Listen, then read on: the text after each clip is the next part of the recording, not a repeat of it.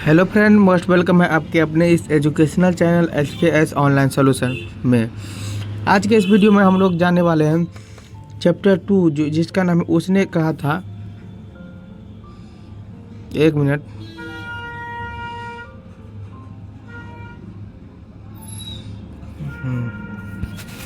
Chapter 2 का objective question देखने वाले जिसका नाम है उसने कहा था, जिसका लेखक है चंदर शर्मा गुलेरी। चैप्टर 2 से जितने भी ऑब्जेक्टिव क्वेश्चन बन सकते हैं आपके बोर्ड एग्जाम के लिए वो सारे इस आज मैं करवाने वाला हूं। और इतना अगर कर लेते हैं तो आपको इससे बाहर ऑब्जेक्टिव क्वेश्चन देखने को नहीं मिलेगा बोर्ड एग्जाम में। तो चलिए पहला क्वेश्चन की ओर चलते हैं। पहला नंबर क्वेश्चन क्या कह रहा है?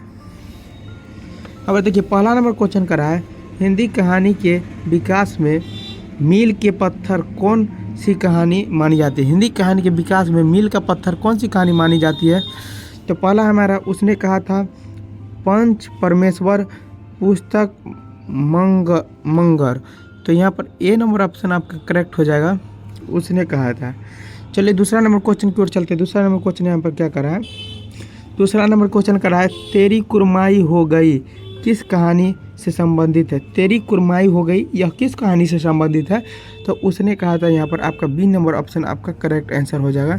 चलिए चौथा नंबर क्वेश्चन की ओर चलते, तीसरा नंबर क्वेश्चन की ओर चलते। तीसरा नंबर क्वेश्चन क्या कर रहा है?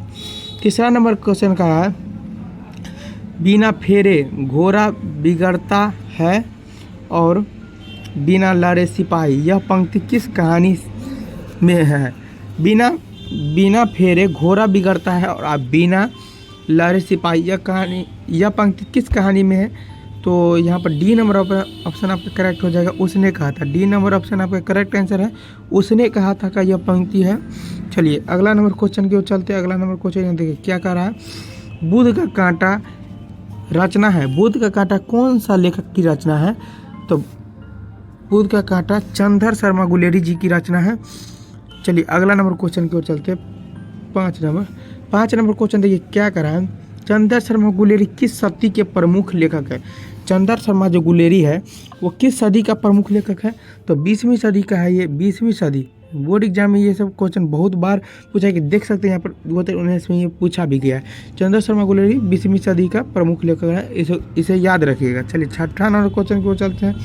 छठा नंबर क्वेश्चन कर रहा है, गुलेरी जी ने कुल कितने कहानी लिखी? गुलेरी जी है अभी तक कुल कितने कहानी लिखे हैं?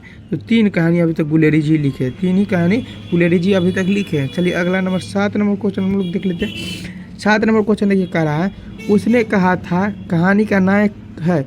उसने कहा था कहानी में नायक कौन है? हर एक कहानी में एक न एक नायक होता है, तो उसने कहा था कहानी का नायक कौन है? तो लहना सिंह हो जाएगा। लहना सिंह ही इस कहानी का नायक है। चलिए अगला नंबर क्वेश्चन की ओर चलते हैं।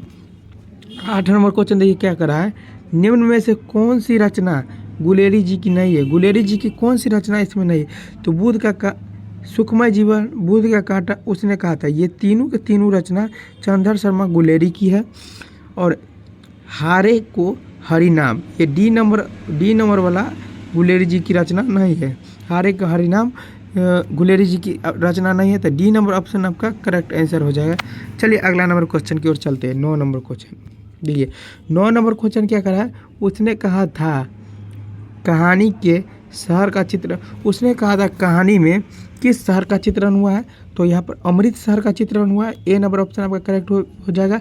ये 2 बार बोर्ड एग्जाम में पूछा गया है, 19 में 20 में, दोनों में लगातार पूछा गया है। तो इस 25 में भी आने का संभावना है। तो इस सब क्वेश्चन को अच्छे से देख जाइएगा, अच्छे से याद कर जाइएगा। चलिए अगला नंबर क्वेश्चन की ओर चलते हैं। अगला नंबर क्वेश्चन क्या करा है? ये अगला नंबर क्वेश्चन करा है, लहना सिंह के गांव का क्या नाम था? लहना सिंह का जो गांव था जहां वो रहता था उसका क्या नाम था? तो माझे नाम था। क्या था? माझे। उसका अच्छा इसी में पूछ देगा उसका मामा के गाँव का नाम क्या था? तो अमृतसर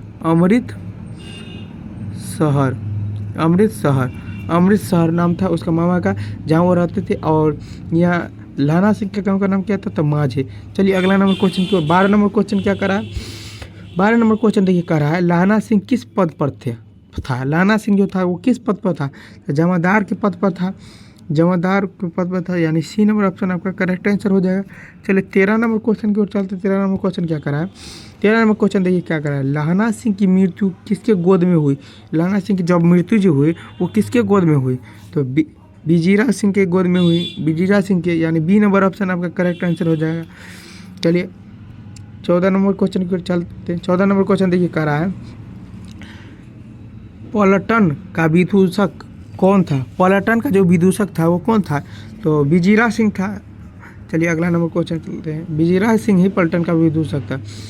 15 नंबर क्वेश्चन देखिए कह रहा है सूबेदार हजारा सिंह के लड़के का नाम क्या था?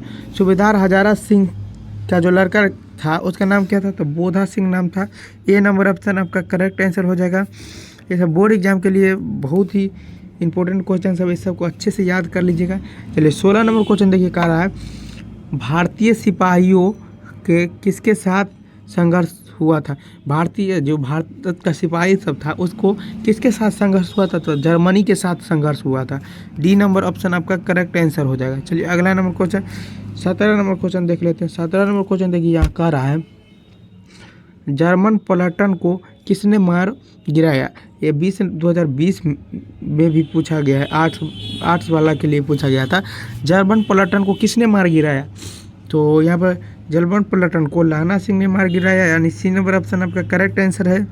चलिए अगला नंबर क्वेश्चन की ओर चलते हैं। 18 नंबर क्वेश्चन देखिए सिख रायपुर के जमादार लाना सिंह का नंबर क्या था? सिख रायपुर का जो जमादार था लाना सिंह, उसका नंबर क्या था? तो 77 था, यानी ए नंबर ऑप्शन आपका करेक्ट आंसर हो जाएगा। चलिए 19 नंबर क्वेश्चन क्या करा? 19 नंबर क्वेश्चन करा यहाँ पर सरकार ने सूबेदार को ज़मीन कहाँ दी थी? सरकार ने सूबेदार को ज़मीन कहाँ दी थी? तो लायापुर में दी थी, यानी डी नंबर ऑप्शन आपका करेक्ट आंसर है। चलिए अगला नंबर क्वेश्चन की ओर चलते हैं। गुलेरी जी का जन्म हुआ था, गुलेरी जी का जो जन्म हुआ था वो कहाँ हुआ था? तो जयपुर राजस्थान में गुलेरी जी का जन्म हुआ था। 21 नंबर क्वेश्चन की ओर चलते हैं। 21 नंबर क्वेश्चन यहाँ पर क्या करा है? 21 नंबर क्वेश्चन करा है सुखमय जीवन किसकी रचना है? सुखमय जीवन जो है सो किसकी रचना है? तो ये भी चंद्र शर्मा गुलेरी जी की ही रचना है। ए नंबर ऑप्शन आपका राइट आंसर हो जाएगा। चलिए देखिए 23 नंबर, 20 के बाद डायरेक्ट 23 आ गया, 20 था ना, 20 था ना, नहीं 21 के बाद डायरेक्ट 23 आ गया। यहाँ टाइपिंग में मिस्टेक है, हालांकि छोड़िए सबको, क्वेश्चन देखना है, हमें क्वेश्चन पढ़ना है तो क्वेश्चन को देखते हैं। 23 नंबर देखिए क्वेश्चन करा है कछुआ धर्म किसकी रचना है? कछुआ धर्म जो है वो किसकी रचना है? तो कछुआ धर्म चंद्र शर्मा गुलेरी जी की ही रचना है कछुआ धर्म, यानी डी नंबर ऑप्शन आपका करेक्ट आंसर हो जाएगा। चलिए 24 नंबर क्वेश्चन करा है पुरानी हिंदी रचना है, पुरानी हिंदी किसकी रचना है? पुरानी हिंदी जो है किसकी रचना है? तो ये भी चंद्र शर्मा गुलेरी जी की रचना है। रचना सब के बारे में याद रखिएगा, रचना सब बोर्ड एग्जाम में बहुत पूछता है, रचना जन्म मृत्यु ये सब बहुत पूछता है। और 25 नंबर क्वेश्चन देखिए करा कौन सी निबंध गुलेरी जी